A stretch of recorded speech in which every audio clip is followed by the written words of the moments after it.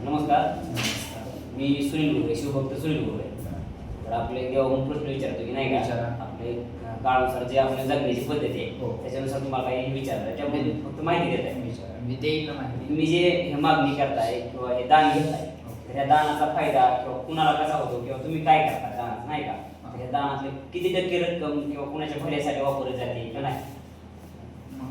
भल्यासाठी जे वापरली जाते रक्कम तेच मी सांगते की आज मी लाखाने नाही की कोट्या रुपयाने कमवू द्या, बरोबर.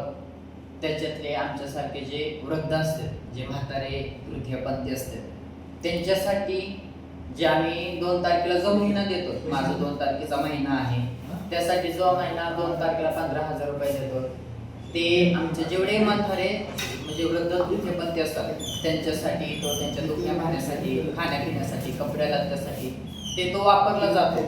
म्हणून आम्ही तो 15,000 रुपये देतो ऑदर. आणि जर सांगायचं झालंच तर त्याच्यातले बाबा 1-2 रुपये इकडे तिकडे होऊ शकतात, पण ऑदर फालतू गोष्टींमध्ये कोणता 1 रुपया पण खर्च होऊ शकत नाही. जर झालाच तर त्यांच्या आमच्या म्हाताऱ्या वृद्धांसाठी किंवा तृतीयपंथीसाठी त्याच्यासाठी. तुम्हाला असं समाजाकडून तृतीयपंथ आहे म्हणून असं काय वागणूक मिळेल किंवा वाईट वाटतंय का? सरळ सांगायचं झालं, आज तुम्ही माझ्यासाठी जो प्रश्न विचारला, किंवा तुम्ही जो प्रश्न विचारणारे आहेत माझ्यासोबत, तो व्यक्ती सोडून एक ऑदर व्यक्ती झाला.